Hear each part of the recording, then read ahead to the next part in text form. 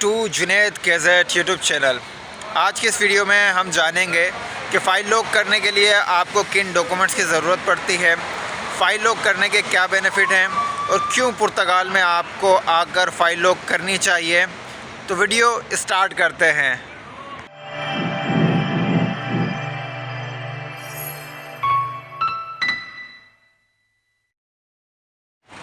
दोस्तों, इस वक्त हमारे बहुत सारे एशियंस जो मुख्तलिफ़ कंट्रीज़ के लोग हैं, चाहे पाकिस्तानी हो, बांग्लादेशी हो, इंडियंस हो, नेपाली हो या जो भी एशियंस कंट्री के लोग या अफ्रीकन कंट्री के लोग हैं, वो इस वक्त यूरोपियन नेशनलिटी हासिल करना चाहते हैं।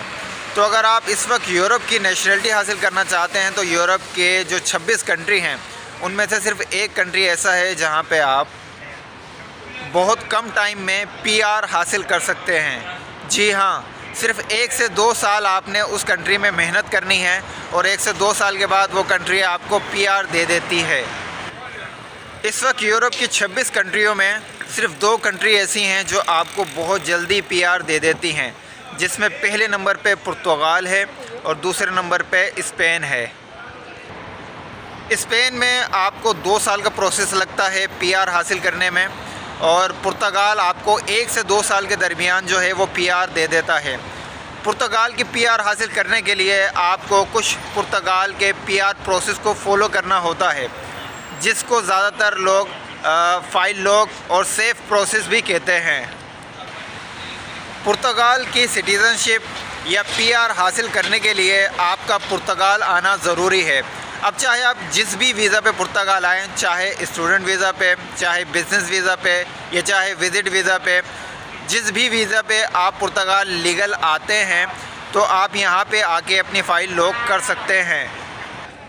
जो लोग इल्लीगल तरीके से भी पुर्तगाल आते हैं वो भी अपनी फ़ाइल यहाँ पे आके लॉक कर सकते हैं और 1 से 2 साल के दरमियान यहाँ की PR हासिल कर सकते हैं। लेकिन यहाँ इस वीडियो में मैं सिर्फ लीगल आने वालों को का प्रोसेस आपको डिटेल से समझाऊंगा। तो अगर आप लीगल जैसे ही पुर्तगाल में एंट्री लेते हैं, एंट्री लेने के बाद आपने सबसे पहले काम ये करना होता है कि आप कोई होटल या हॉस्टल बुक करते हैं 1 या 2 दिन के लिए। होटल बुकिंग जैसे आप कर लेते हैं तो 2 दिन के बाद जब आप चेकआउट करते हैं अपने होटल से या अपने हॉस्टल से, तो आपने अपने होटल या हॉस्टल की रिसेप्शनिस्ट को ये कहना होता है कि आपकी सेफ़ में रजिस्ट्रेशन कर दे या आपको कोई ऐसा डिक्लेरेशन लेटर दे दे जो सेफ़ में आप सबमिट खुद कर सकें।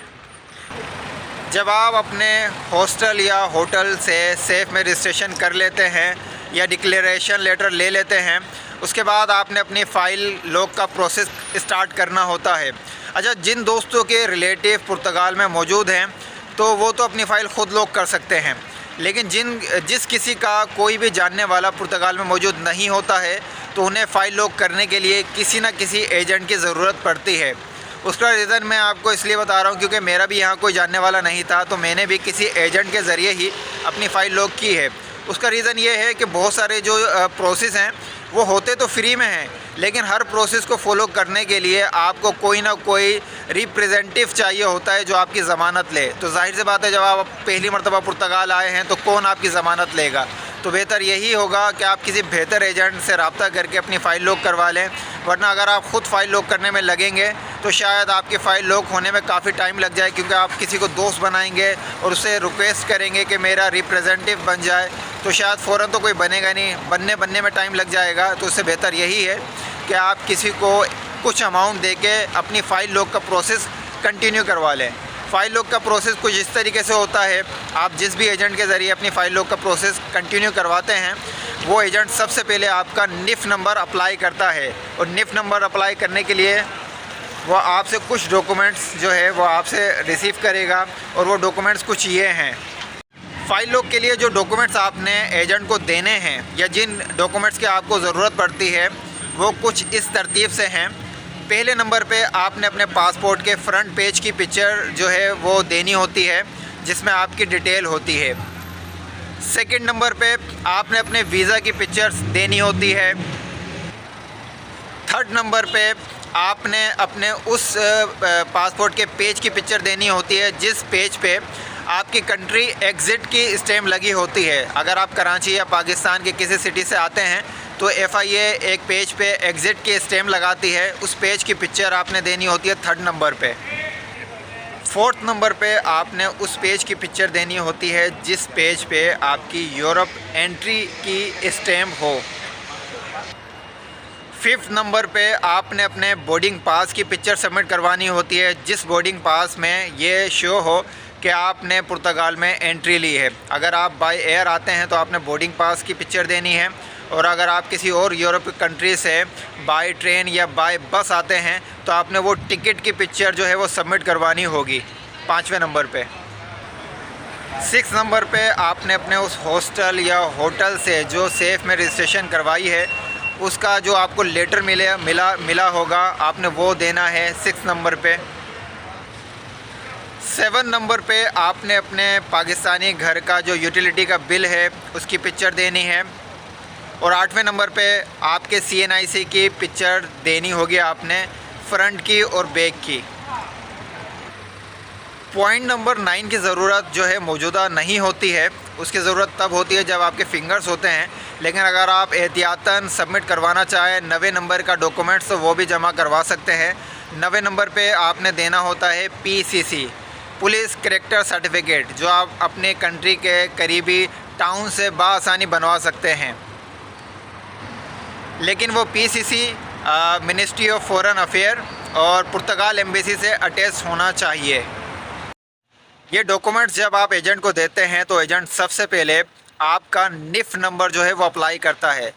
NIF नंबर को सोशल नंबर भी कहते हैं, और अगर मैं आसान ज़बान में समझाऊं तो जिस तरह पाकिस्तान में इनकम टैक्स नंबर होता है, इस तरीके से आपको यहाँ पे सबसे पहले इनकम टैक्स नंबर मिलता है जिसको पुर्तगीज़ी में NIF कहते हैं। NIF नंबर अप्लाई करने के बाद जब आपको NIF नंबर रिसीव हो जाता है, जो आपको 24 घंटे से लेकर 4 दिन के अंदर मिलता है, NIF नंबर मिलने के बाद ही आप अपनी फ़ाइल लॉक कर सकते हैं। कुछ लोग NIF बनवाने के बाद फ़ाइल लॉक करवाते हैं, तो आप NIF बनवाने के बाद भी अपनी फ़ाइल लॉक कर सकते हैं, और जब आपकी फ़ाइल लॉक होगी तो एजेंट आपको बुला लेगा अपने पास और आपकी तमाम डिटेल सबमिट करते हुए आपको स्पेलिंग चेक करवाएगा, और जब आपकी फ़ाइल लॉक की जाएगी तो आपकी फ़ाइल सेफ़ के अदारे में लॉक की जाएगी। जब आपकी फ़ाइल लॉक हो जाती है तो आप जो है वो PR की लिस्ट में लग जाते हैं, और जो आपको NIF मिलता है उस NIF के बिहाफ पे आप यहाँ पे जॉब भी तलाश कर सकते हैं, रिहाइश भी हासिल कर सकते हैं, और अगर आपके पास पैसे हैं तो आप यहाँ पे स्टडी भी कर सकते हैं लीगल तरीके से। आपका वीज़ा बेशक एक्सपायर हो जाए, लेकिन NIF के बिहाफ पे अगर आपको कोई पुलिस वाला भी रोक ले तो आप अगर उसको अपना NIF नंबर दिखाएंगे तो वह आपको छोड़ देगा।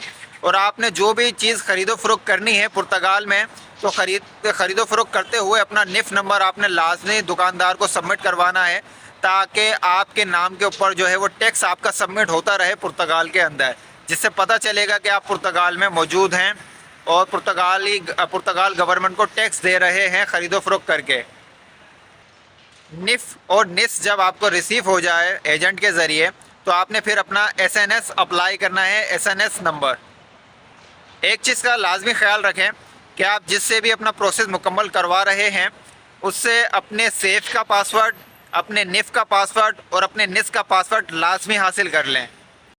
एजेंट जब आपकी फ़ाइल लॉक करते हैं तो आपकी फ़ाइल किसी न किसी आर्टिकल में लॉक की जाती है। 2 आर्टिकल बहुत ज़्यादा फेमस हैं, आर्टिकल 88 और आर्टिकल 89। अगर आप पुर्तगाल में नौकरी तलाश कर रहे हैं तो ज़्यादातर एजेंट आपकी फ़ाइल आर्टिकल 88 में जो है लॉक कर देंगे, उसके बाद आप जॉब तलाश करते रहते हैं। लेकिन जिन दोस्तों का अपना कोई कारोबार करने का इरादा है, चाहे फ्रीलांसिंग के हवाले से हो या कोई स्टॉल लगाने के हवाले से हो या शॉप के हवाले से हो, तो वो अपनी फ़ाइल जो है आर्टिकल 89 में लॉक करवाएं। आर्टिकल 89 में आपको अपनी एक्टिविटी ओपन करनी होती है और आपकी फ़ाइल आर्टिकल 89 में लॉक हो जाती है। लेकिन जिन दोस्तों ने अपनी फ़ाइल आर्टिकल 88 में लॉक करवा दी है, वो अपनी फ़ाइल आर्टिकल 89 में भी ट्रांसफ़र करवा सकते हैं। जब आप किसी आर्टिकल में अपनी फ़ाइल लॉक करवा लेते हैं और आपको NIF नंबर मिल जाता है, उसके बाद आपको 6 महीने इंतज़ार करना होता है अपना रिप्रेजेंटेटिव रिमूव करवाने के लिए। तो 6 महीने के बाद अपना रिप्रेजेंटेटिव आपने रिमूव करवाना होता है NIF ऑफिस जाके। इसके अलावा आपको जो है वो जुनता बनवाना होता है।